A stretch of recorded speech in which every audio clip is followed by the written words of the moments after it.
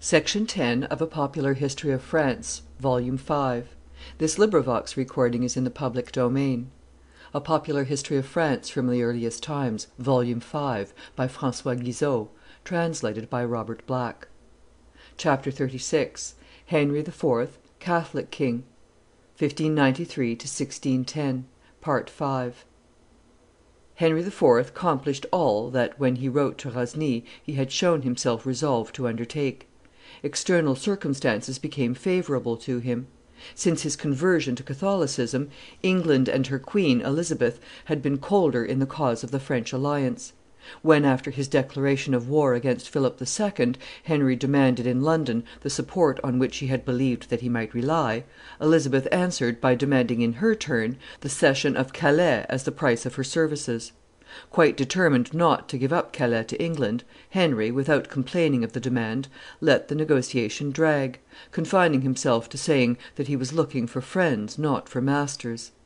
When, in April 1596, it was known in London that Calais had been taken by the Spaniards, Elizabeth sent word to Henry, then at Boulogne, that she would send him prompt assistance if he promised, when Calais was recovered from the Spaniards, to place it in the hands of the English. "If I must be despoiled," answered Henry, "I would rather it should be by my enemies than by my friends. In the former case it will be a reverse of fortune; in the latter, I might be accused of poltroonery."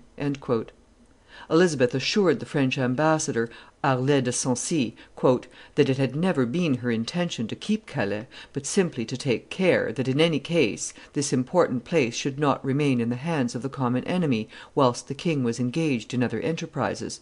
Anyhow," she added, "she had ordered the Earl of Essex, admiral of the English fleet raised against Spain, to arm promptly in order to go to the king's assistance." There was anxiety at that time in England about the immense preparations being made by Philip for the invasion he promised to attempt against England, and for the putting to sea of his fleet, the Grand Armada. In conversation with the high treasurer, Lord Burleigh, Elizabeth's chief minister, Sancy found him even colder than his queen. Burleigh laid great stress upon all that the queen had already done for France, and on the 1,500,000 gold crowns she had lent to the king. "It would be more becoming," he said, in the king's envoys, "to thank the queen for the aid she had already furnished than to ask for more. By dint of drawing water, the well had gone dry. The queen could offer the king only 3,000 men, on condition that they were raised at his own expense." "If the king," replied Sancy, "must expect neither alliance nor effectual aid on your part, he will be much obliged to the queen to let him know what course she takes, because he, on his side, will take that which will be most expedient for his affairs." Some of the king's councillors regarded it as possible that he should make peace with the King of Spain, and did not refrain from letting as much be understood. Negotiations in London seemed to be broken off. The French ambassadors had taken leave of Elizabeth. The news that came from Spain altered the tone of the English government. Threats of Spanish invasion became day by day more distinct, and the Grand Armada more dreaded. Elizabeth sent word to the ambassadors of France by some of her confidants, amongst others Sir Robert Cecil, son of the high treasurer, that she was willing to give them a last audience before their departure. The result of this audience was the conclusion of a treaty of alliance, offensive and defensive, between France and England against the King of Spain, with a mutual promise not to make, one without the other, either peace or truce, with precise stipulations as to the number and pay of the troops which the Queen of England should put in the field for the service of the King of France, and, further, with a proviso establishing freedom of trade between the two nations. The treaty was drawn up in London on the 24th of May, 1596, ratified at Rouen by Henry IV on the 19th of October following, and on the 31st of October the States General of Holland acceded to it, whilst regulating, accordingly, the extent of their engagements. Easy as to the part to be played by his allies in the war with Spain, Henry IV set to work upon the internal reforms and measures of which he strongly felt the necessity. They were of two kinds: one administrative and financial, the other political and religious. He wished at one and the same time to consolidate the material forces of his government, and to give his Protestant subjects, lately his own brethren, the legal liberty and security which they needed for their creed's sake, and to which they had a right.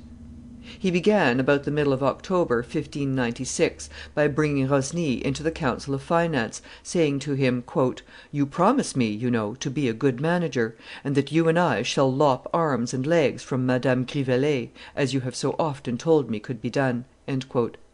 Madame Grivelet, or Mrs. Pickings, was, in the language of the day, she who presided over illicit gains made in the administration of the public finances. Rosny at once undertook to accomplish that which he had promised the king. He made, in person, a minute examination of 4 receiver generals' offices, in order, with that to guide him, to get a correct idea of the amount derived from imposts and the royal revenues, and of what became of this amount in its passage from collection to employment for the defrayal of the expenses of the state. "When he went on his inspection, the treasurers of France, receivers, accountants, controllers, either absented themselves or refused to produce him any register. He suspended some, frightened others, surmounted the obstacles of every kind that were put in his way, and he proved, from the principal items of receipt and expenditure at these 4 general offices, so much and such fraudulence, that he collected 500,000 crowns, or 1,500,000 livres of those times, and about 5,490,000 francs of the present date, had these sums placed in 70 carts, and drove them to Rouen, where the king was and where the assembly of notables had just met." It was not the states general, properly so called, that Henry IV. Had convoked; he had considered that his authority was still too feebly constituted, and even too much disputed in a portion of the kingdom, to allow him to put it to such a test; and honest and sensible patriots had been of the same opinion.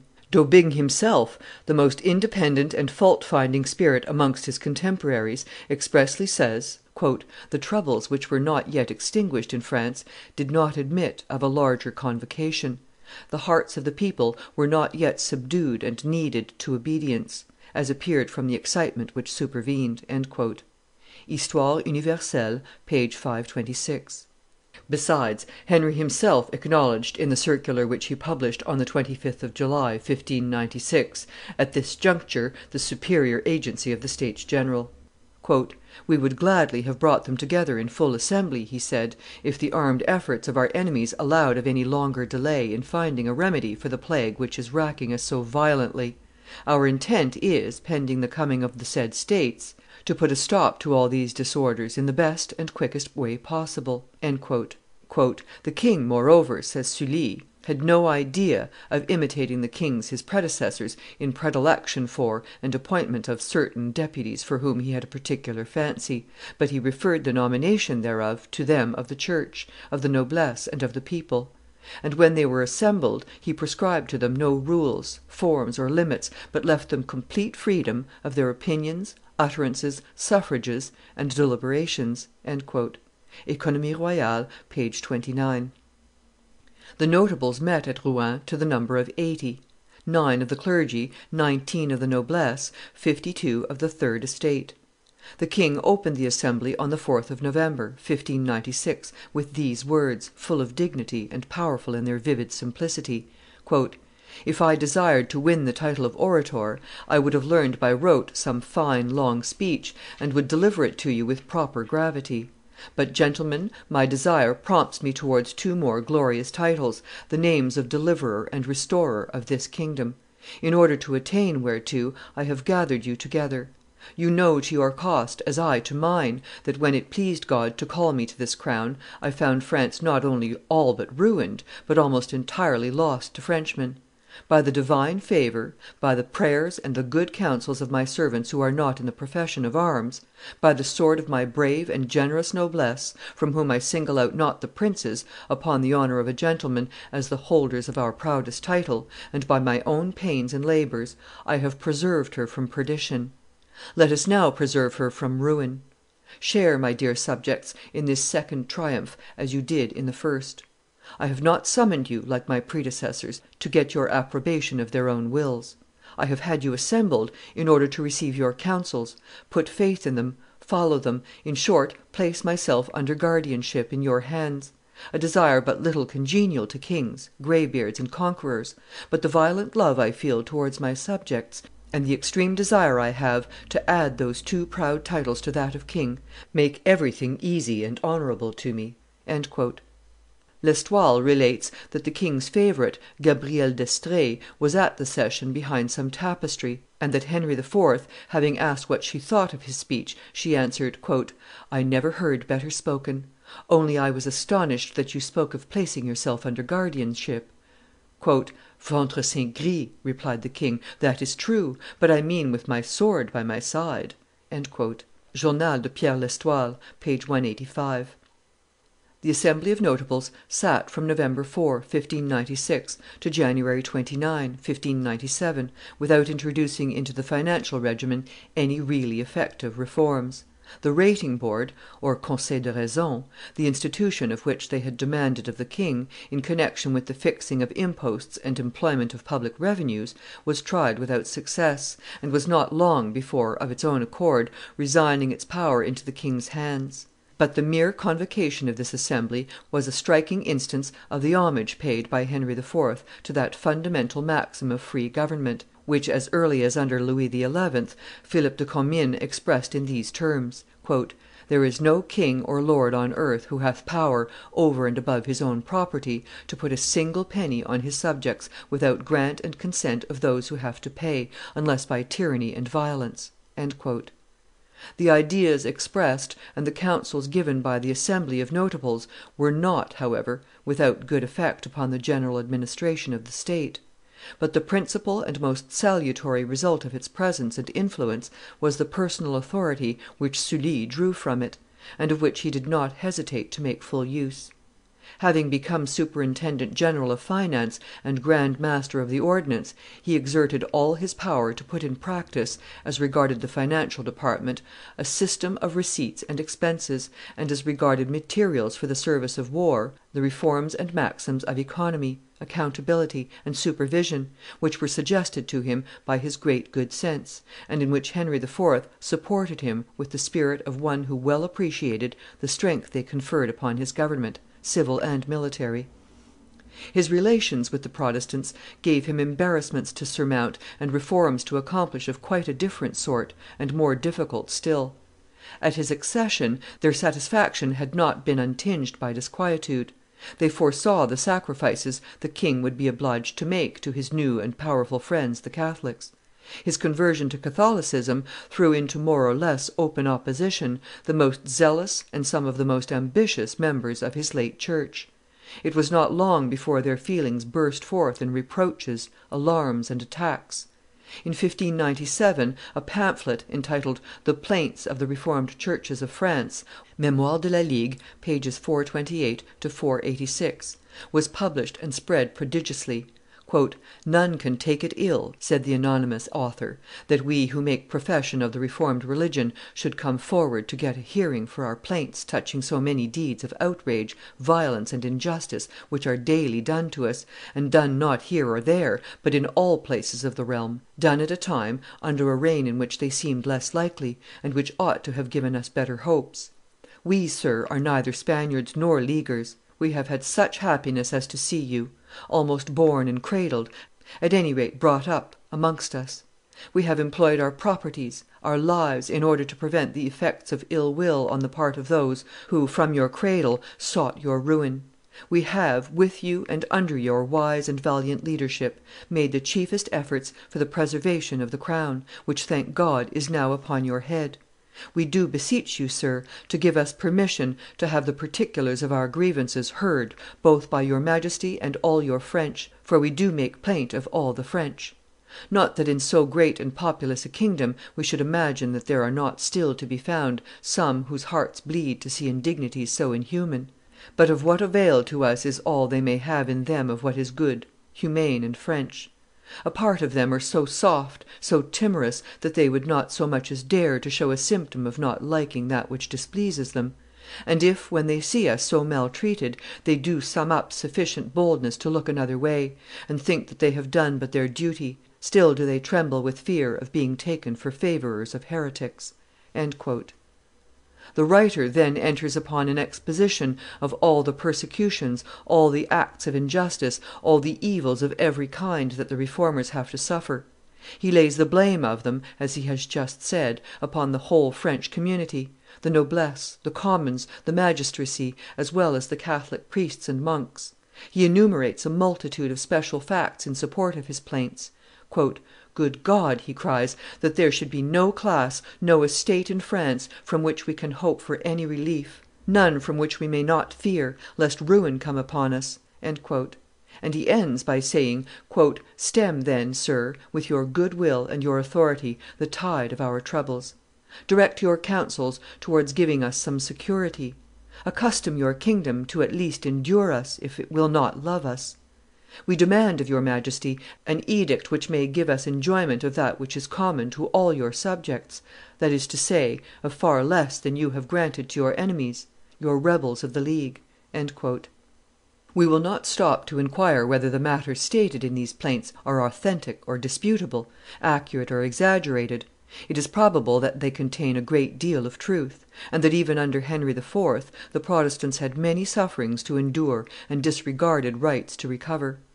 The mistake they made and the injustice they showed consisted in not taking into account all the good that Henry IV. Had done them and was daily doing them, and in calling upon him at a moment's notice to secure to them by an edict all the good that it was not in his power to do them. We purpose just to give a brief summary of the ameliorations introduced into their position under him, even before the Edict of Nantes, and to transfer the responsibility for all they still lacked to the cause indicated by themselves in their plaints, when they take to task all the French on the Catholic side, who, in the 16th century, disregarded in France the rights of creed and of religious life, just as the Protestants themselves disregarded them in England so far as the Catholics were concerned.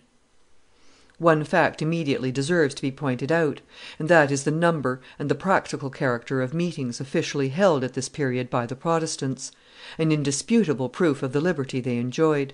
These meetings were of two sorts: one, the synods, were for the purpose of regulating their faith, their worship, their purely religious affairs.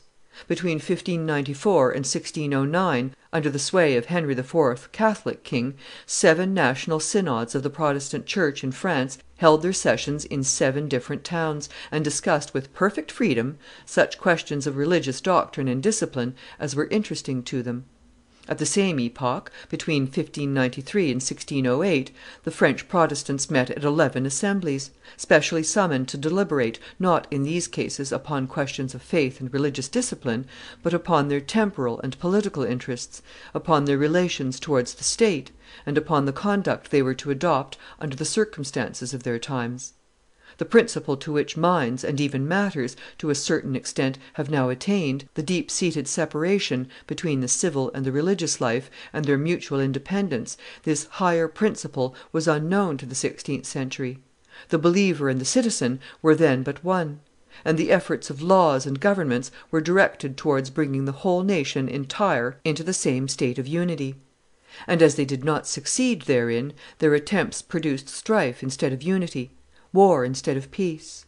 When the French Protestants of the 16th century met in the assemblies which they themselves called political, they acted as one nation confronting another nation, and labored to form a state within a state.